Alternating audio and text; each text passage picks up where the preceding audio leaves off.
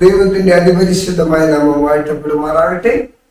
വീണ്ടും ഒരു പ്രഭാതങ്ങളെ കാണുവാനുള്ളതായ അവസരങ്ങളെ ദൈവം ഒരുക്കി നോക്കി ദൈവത്തെ സ്തുതിക്കുന്നു. ഈ പ്രഭാത ജാഗരണ ശുശ്രൂഷയിൽ ഞങ്ങളെ ദൂരത്ത് ചേർത്തുമായി ശ്രമിക്കുന്ന എല്ലാ മാന്യ ദൈവമക്കൾക്കും വീണ്ടും വരുന്ന യേശു ക്രിസ്തുവിന്റെ സ്ഥിരനാമത്തിലുള്ളതായ സ്നേഹവന്ദനങ്ങളെ ഞാൻ ആമുഖമായിട്ട് അറിയിക്കട്ടെ. ഇന്ന് നമുക്ക് വായിച്ചു കേൾക്കാനുള്ളതായ ഭാഗം എന്ന് പറയുന്നത് ഒരു ശാശ്വത സ്മാരകം. അതിനെ മനഃപ്പാഠമാക്കിയാൽ നമുക്ക് നൽകിയിരിക്കുന്നത് ഇങ്ങനെ ആകാശവും ഭൂമിയും അവയിലുള്ള ചരാചരങ്ങളൊക്കെയും തികഞ്ഞു. താൻ ചെയ്ത പ്രവൃത്തിയൊക്കെയും ദൈവം തീർത്ത ശേഷം താൻ ചെയ്ത സകല പ്രവൃത്തിയിൽ നിന്നും 7 ദിവസം നിവൃത്തനായി. താൻ സൃഷ്ടിച്ചുണ്ടാക്കിയ സകല പ്രവൃത്തിയിൽ നിന്നും അന്ന് നിവൃത്തനായതുകൊണ്ട് ദൈവം 7-ാം ദിവസത്തെ അനുഗ്രഹിച്ച് ശുദ്ധീകരിച്ചു. ഉൽപ്പത്തി 2:1-3 വരെയുള്ള വാക്യങ്ങളാണ് ഇവിടെ പറയുന്നു. ആർലിംഗ്ടൺ നാഷണൽ സെമിത്തേരിയിൽ US പ്രസിഡന്റ് ജോൺ എഫ് കെന്നഡിയുടെ ശവകുടീരം സന്ദർശിക്കുക. എപ്പോഴും കത്തുന്ന ഒരു ജ്വാല നിങ്ങൾക്ക് കാണാം. നിത്യജ്വാല എന്ന് വിളിക്കപ്പെടുന്ന ഇത് തന്റെ രാജ്യത്തെ സേവിച്ച ഒരു പ്രസിഡന്റിന്റെ ഓർമ്മപ്പെടുത്തലായി നിരന്തരം കത്തുന്നു. ഏതാണ്ട് 30 വർഷത്തോളം അഗ്നിജ്വാല തടസ്സമില്ലാതെ ജ്വലിച്ചു. 2013 തുടക്കത്തിൽ സ്ഥിരമായി ജ്വാല പുതുക്കിപ്പണിയുന്നതിനായി മാസങ്ങളോളം ജോലികൾ നടക്കുമ്പോൾ ഒരു താൽക്കാലിക ജ്വാല സ്ഥാപിച്ചു. ഈ അനന്തമായ ശ്രദ്ധാഞ്ജലി നന്നാക്കാനും പുതുതാക്കാനും $350,000 ചെലവാക്കി. എല്ലാ ആഴ്ചയിലും ദൈവത്തിൽ ആശ്രയിക്കുന്നവർക്ക് വ്യത്യസ്തമായ ഒരു സ്മാരകം ആചരിക്കാൻ അവസരമുണ്ട്. അത് മരണത്തെയല്ല സൃഷ്ടിപ്പിനെ ആഘോഷിക്കുന്നു. മരണത്തെ സ്മരിക്കുന്നതിന് പകരം ജീവിതത്തെ ബഹുമാനിക്കുന്നു. ആ ഒരുപക്ഷെ ദൈവത്തിന്റെ വചനം ഇങ്ങനെ പറയുന്നു. യെഹെസ്കേൽ പ്രവചനത്തിൽ ഞാൻ അവരെ വിശുദ്ധീകരിക്കുന്ന യഹോവയെന്ന അവർ അറിയേണ്ടതിനാണ്. അവ എനിക്കും അവർക്കും ഇടയിൽ ഒരു അടയാളമായിരിക്കണം എന്ന് ദൈവം കൽപ്പിക്കുവാനിടയായി. ആരുടെ സൃഷ്ടിയുടെ സ്മാരകത്തെ ഓർക്കുമ്പോൾ നാം അതേ US പ്രസിഡന്റ് ആയിരുന്ന ജോൺ കെന്നഡിയെ അനുസ്മരിക്കുമ്പോൾ മറന്നുപോകുക. ദൈവം സ്ഥാപിച്ചതായ യഥാർത്ഥമായ ആരാധനയുടെ ദിവസത്തെ അത് അതിൻ്റെതായ നിലയിൽ ഉയർത്തിപ്പിടിക്കുവാൻ കാണിച്ചു കൊടുക്കുവാനുള്ളതായ ഉത്തരവാദിത്തങ്ങൾ നമുക്കുണ്ട് എന്ന് നാം മറന്നുപോകരുതെന്ന് ഇത്തരത്തിൽ ഓർപ്പിക്കുവാൻ ഞാൻ ആഗ്രഹിക്കുകയാണ്. ഒരു സ്മരകം ശബത്ത് ദിവസമാണ്. പുറപ്പാട് 20-8 നടന്ന 7 ദിവസങ്ങളിൽ 1 ദിവസം ദൈവം അനുഗ്രഹിക്കുകയും വിശുദ്ധീകരിക്കുകയും ചെയ്തു. ഇതിന്റെ സൃഷ്ടിപരമായ പ്രവർത്തനത്തിന്റെ സ്മാരകമായി സ്ഥാപിച്ചു. സൃഷ്ടിയുടെ സ്മാരകം മനുഷ്യരാൽ നിർമ്മിച്ചതല്ല, ഒരിക്കലും പ്രവർത്തനരഹിതമായിട്ടില്ല. കാലാനുസൃതമായ അറ്റകുറ്റപ്പണികൾ ആവശ്യമില്ല, ആചരണം മാത്രം. കാരണം താൻ സൃഷ്ടിച്ചുണ്ടാക്കിയതല്ല ദൈവം നല്ലതെന്ന് കണ്ടു എന്ന് ദൈവത്തിന്റെ വചനം പറയുന്നു.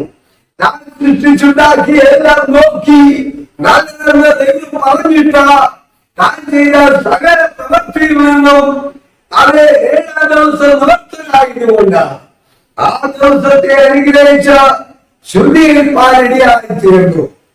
അനുഭവിച്ചാലും ഓർക്കണം, ലോകത്തുള്ള മുഴുവൻ ജനതയും അറിയുന്ന സത്യമുണ്ട്. ദൈവം സ്ഥാപിച്ചതായ സുസ്ഥിരമായ ആരാധന, ദൈവം സ്ഥാപിച്ചതായ സുസ്ഥിരമായ ശുശ്രൂഷയ്ക്ക് വേണ്ടി വേർതിരിക്കപ്പെട്ടതായ ഒരു ദിവസം, അതിനെ മാറ്റി മറിക്കുവാൻ മനുഷ്യന് അവകാശമില്ല. കാരണം ദൈവത്തിന്റെ പ്രവൃത്തിയെ ചോദ്യം ചെയ്യുവാൻ മനുഷ്യന് അവകാശമില്ല. ഇന്നത്തെ സമൂഹം പറയുന്നത് പോലെ അതെല്ലാം യഹൂദന്റെ പ്രമാണമായിരുന്നുവെന്നും അതെല്ലാം പാലിപ്പോയെന്നും പറഞ്ഞ ലോകത്തെ തെറ്റുപറ്റിപ്പിക്കുന്നവരുടെ മുൻപിൽ സത്യം നിങ്ങൾ അറിയുകയും സത്യം നിങ്ങളെ ചോദ്യമാക്കുകയും ചെയ്യുന്നു. ഈ സ്വാതന്ത്ര്യത്തിന്റെ ന്യായപ്രമാണത്തെ ഉറ്റുനോക്കിക്കൊണ്ട് അങ്ങനെ രാപ്പകൽ ധ്യാനിക്കുന്നവരായി തീരേണ്ടത് അത്യന്താപേക്ഷിതമാണ്. മറ്റൊരു വസ്തുതയും കൂടെ ഇതിനോടനുബന്ധമായിട്ട് പറയുവാൻ ആഗ്രഹിക്കുക. അത് എന്താണെന്ന് ചോദിച്ചാൽ, മാനുഷ്യമാർഗിക നിയമം വളർന്നുപോലെ സ്വർഗീയ കോടതിയുടെ മാനദണ്ഡമാണ് 10 കൽപ്പന. അതിനെ മാറ്റിവയ്ക്കുവാനോ അതിനെ നീക്കി വയ്ക്കുവാനോ നമുക്ക് അവകാശമില്ല. അതുകൊണ്ട് അപ്പോസ്തലനായ പൗലോസ് പറയുന്ന വാക്കുകളിൽ നിമിഷം വളരെ അന്വർത്ഥമാവുകയാണ്. ന്യായപ്രമാണത്തിന്റെ പ്രവർത്തികളാൽ ഒരു ജനവും ദൈവസന്നിധിയിൽ നീതീകരിക്കപ്പെടുന്നില്ല. എന്നാൽ പാപത്തിന്റെ ബോധം വരുന്നു. പാപബോധം സംഭവിക്കണമെങ്കിൽ ന്യായപ്രമാണം ജീവിതത്തിൽ ഉണ്ടാകേണ്ടത് ഏറ്റവും അത്യന്താപേക്ഷിതമാണ്. ഇത്തരത്തിൽ ഒരു കാര്യം കൂടി വർത്തിക്കട്ടെ.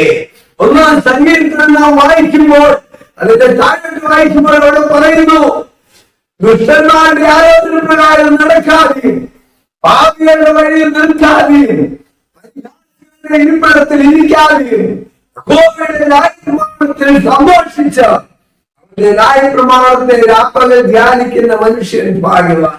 ആയതുകൊണ്ട് ആ പാട്ടുകാരോട് ചേർന്ന് നമുക്ക് വായിക്കാൻ ഇങ്ങനെ വരാം.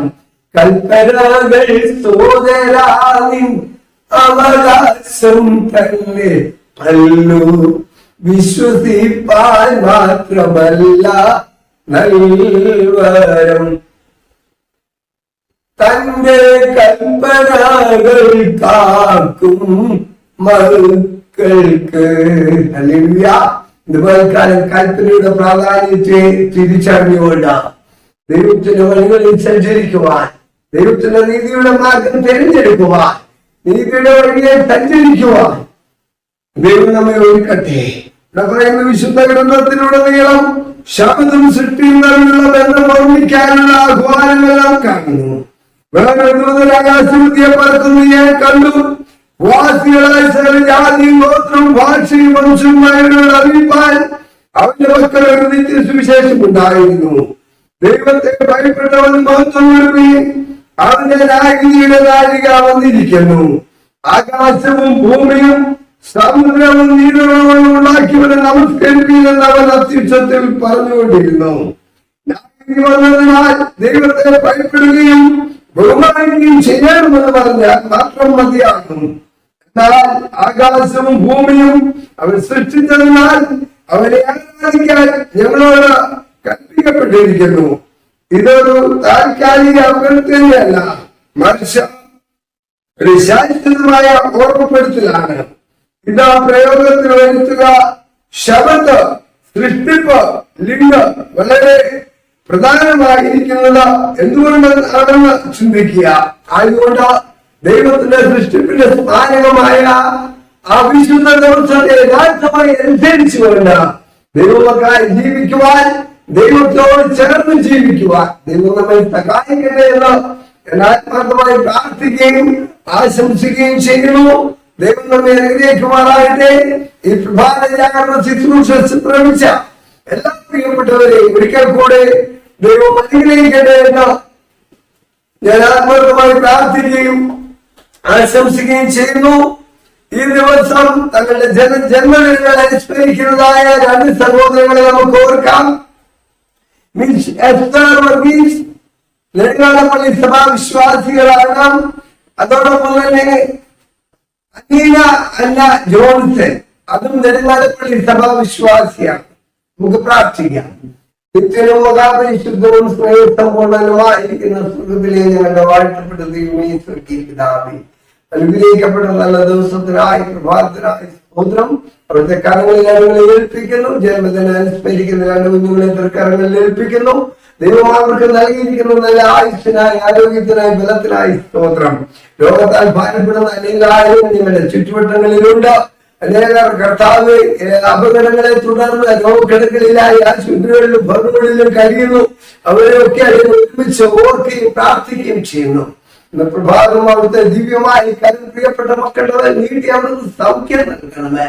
പ്രാർത്ഥന കേട്ടതുകൊണ്ട് സ്തോത്രം. യേശു ക്രിസ്തുവിന്റെ വലിയ നാമത്തില് ഏറ്റവും താഴ്മേടികൾ അപേക്ഷിക്കുമ്പോൾ കരുണ ദൈവമേ കൃപയുടെ യാചനകൾക്ക് മാറാകണമേ. ആമേൻ. ഈ പ്രഭാതയാകുന്ന ശുശ്രൂഷയിൽ ഞങ്ങളെ ശ്രമിച്ച എല്ലാവരെയും ഒരിക്കൽ കൂടെ ദൈവം അനുഗ്രഹിക്കട്ടെ. ഒരു നല്ല ദിവസം നേർന്നുകൊണ്ട് എന്റെ വാക്കുകൾ ഉപസംഹരിക്കുന്നു. ദൈവം നമ്മെ അനുഗ്രഹിക്കുമാറാട്ടെ. ആമേൻ.